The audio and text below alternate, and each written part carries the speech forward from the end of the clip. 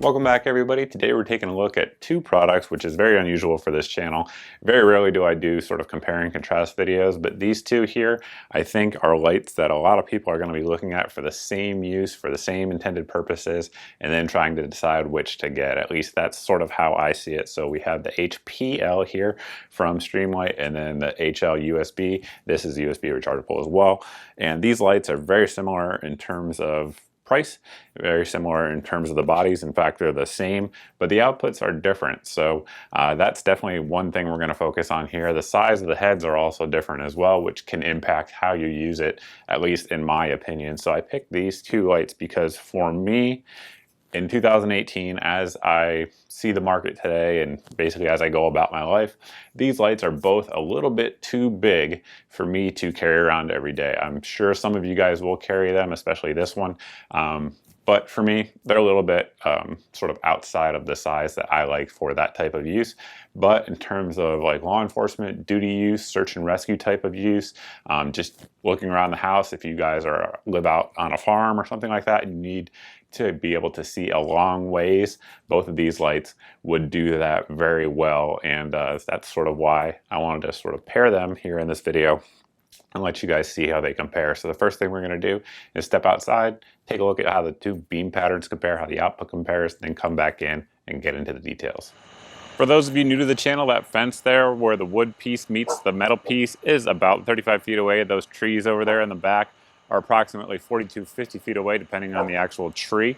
Here is the output from the Streamlight HL USB that you see here. You guys can see it definitely has a hot spot, and it has some decent spill, and it sort of has that edge right there where the spill ends. You guys can see it's kind of on the fence, the wooden and metal part right now.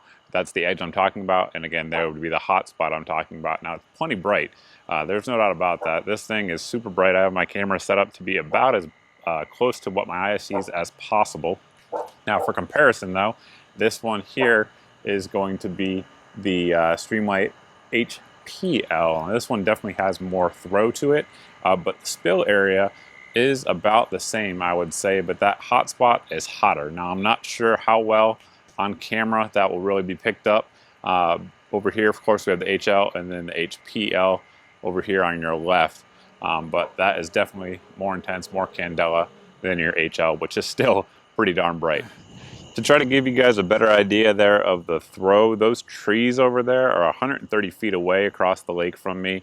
And you guys can see that sort of bush down there in the lower right. It's probably about 10 feet away. So you guys can see it does a pretty good job at illuminating those trees even at that distance. This is the HL model. Now here again, we have the HPL. You can see that center bright spot, the throw peak candela area, if you will, is definitely brighter on the HPL, but here on the HL, it's still very bright. I mean, that's 130 feet away, guys, and that's no joke what it's doing there in terms of illumination. Again, here is the HPL to contrast. Definitely some Lumen monsters for sure. Before getting into the details, I wanted to give you guys a quick size comparison so you can kind of get an idea of how big the two lights that we're going over today are. So of course we have the HPL here and then the HL USB.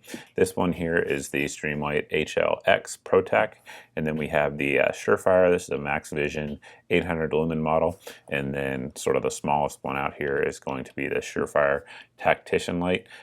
So these lights all vary, of course, in size, weight, output, all of that stuff, but these are just some lights that I thought many of you guys may be familiar with size-wise, so it'll give you an idea of the two here that we're going over today. Both these lights are essentially the same from here back. So our tail caps are going to be the same, the light bodies are going to be the same, the clips are the same, etc. The difference is up here at the head as well as the recharging station. So taking a look there at the tail cap, you guys can see we can back it out there. It is going to be O-ring sealed. Both of these lights are IPX4 rated. Most Streamlight lights that you guys see out there are going to be IPX7. However, since these have the exposed USB port that we'll show you here in just a second, that bumps them down to IPX4, but they do take these batteries here, which are the Strion batteries made by Streamlight. These ones here are what are going to give you the most juice, the most output, and are going to give you the ratings that we're going to talk about here in just a second. However, they do take two CR123s or like an 18650. And one thing that's nice about like the 18650 is when you throw it in there, it doesn't rattle. So some lights out there that take, you know, multiple lights, or multiple battery types, I should say, there's rattling. This one, as you guys can see there, has no rattling, yet it still works just fine through all the modes. However, again, those Stryon batteries are definitely going to give you the most output and the most juice. That said, if you guys plan on like throwing this in a bag or something like that, like a bug out bag or something like that, I'd probably use the 2CR123s personally. Those are just going to have a better shelf life in terms of not losing their charge like some of the rechargeables do. So having all of the options there is good. You know, if you guys are going to use these for duty use or everyday use around the house, definitely those Stryons are going to be the way to go, though, because you can just recharge them whenever you need. We do have good texturing all the way around. It definitely sticks to your hands, as you guys can see there. It's definitely sticking on my finger there, which is nice. It gives you good grip on the light, regardless of how you use it. The clip here is removable. If you guys want to do so, basically just pull straight out and it will come off. These clips there, I've used these for years, and they do have a tendency to bend, at least in my opinion, or rather in my experience. If you have this sticking out of your like your pants or your belt loop, they tend to catch on things and bend out. Now the beauty of it is you can just pull it off and bend it back to where it was. This one has actually been bent back, so that is good. It is not reversible, though, for those of you guys that want to reverse it. No can do. So it's, if you're going to use the clip and carry it like inside of a pocket, it's designed to be carried tail cap up. Now the tail cap itself does feature the Surefire 10-tap system, so you have a few options of how you can set the interface up. As it comes from the factory, it's going to be high, strobe, low. So basically, when you first hit it, it's going to be on high, and then if you double tap it, it's going to go into strobe, and then if you triple tap it, it will go into that low setting there. Your outputs are going to vary, of course, depending on each light. This one's going to give you the 850 lumens. Then here with this one, we're going to have the 1000 lumens with the HPL, but the big difference, as you guys saw outside, is going to be the throw. This one's going to give you 35,000 candela versus this one here that's going to be right around, I think it's 10,000 candela is what it's rated at. So that really is the difference in terms of the throw there.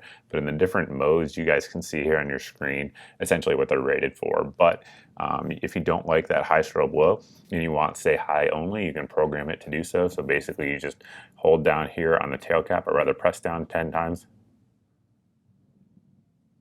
and then hold. You'll see the light will go out, and then you go into the next mode. So now at this point we're going to be high only no matter how I press the tail cap. So that's how it works. And if you don't like that mode, you can also go into low, medium, and high.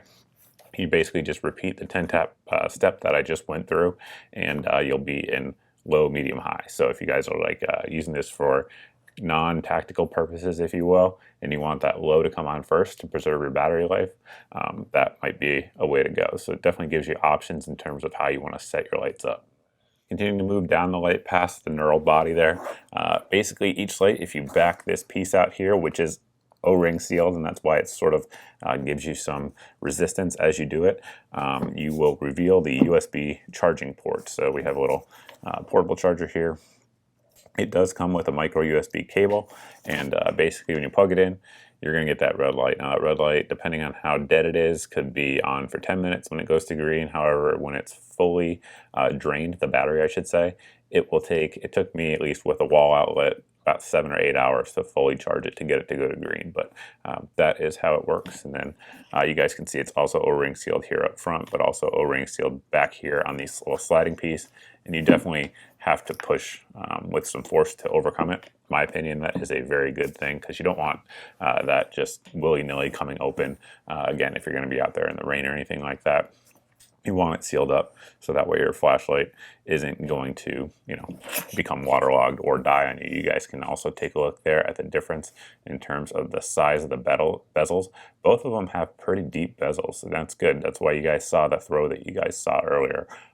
That's a good type of all-around bezel for any type of searching feature, anything that you want to, be able to push through smoke, stuff like that, to be able to really extend the beam there on the flashlights. You guys saw there across the lake, it's 130 feet, but these beams are rated for much more than that. Now, like I said in many reviews, whatever the beam is rated for, generally you cut it in half, and that's what you can positively identify like people at.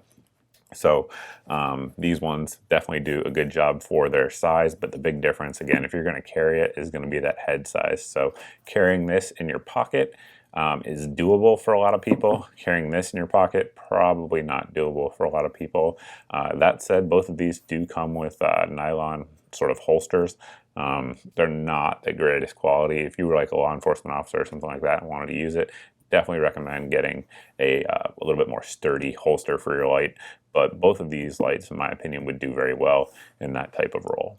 Since we still have a little bit of light left in the day, I figured we would test out that IPX4 rating there. So we got it. I don't know if you guys can hear that, but this is being filmed on July 4th, and there's fireworks going off right behind me. But we froze the light here in this block of ice. It's already starting to thaw a little bit out here. It's warm.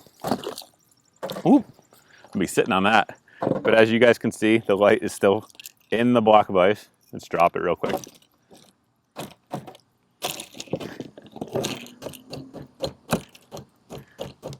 This is the HL model, in case that's not clear. The button itself on the rear is frozen. And as you guys can see, still works just fine. I think we covered most of the important points here. Both lights worked well. Both of them have good durability, good knurling on there. The prices are reasonable for both of these lights, at least in my opinion. This one here online is going to come around generally $85, $90 for the HL version.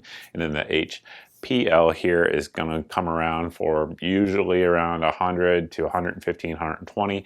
Of course, we'll post links down below for those of you guys to check out. But one thing I didn't mention that I should have earlier is that both of these are going to have the hot symbol out there on the end, and that's for good reason. These are really high output lights. If you leave these on the high setting for a while, it's going to get hot out there on the end. If you have one accidentally on in your pocket, which certainly could happen, your leg will get warm really quick, but that is just something to keep in mind with any type of high output flashlights. So all in all, I think these are really good values. Like you guys saw, they have good output. They're rechargeable, which makes them just very usable for most folks out there. But if you want that long-term storage, like I was talking about earlier with like a bug out bag or something like that, you can throw those two CR123s in there and not have to worry as much about, you know, the battery losing its charge over time. It'll be there when you need it, which is nice. And then if you ever get to a point, say in a bug out bag type situation, that you can use the rechargeable feature again, then you just throw the Stry-on battery that it comes with right back in there, and you're back in business. So yeah, that's about it, guys. If you have any questions about either of the two lights, any of the other offerings that we talk about here on the channel, by all means, you can post down below in the comments section. As always, the best place to reach me, though, is over at my Facebook page, because I do see and respond to pretty much every question over there that comes across my way, and I see a lot more of them than I do on YouTube, which really was the main point of that statement. But thanks for watching, guys. Thanks for subscribing, and I hope to see all of you in the next video.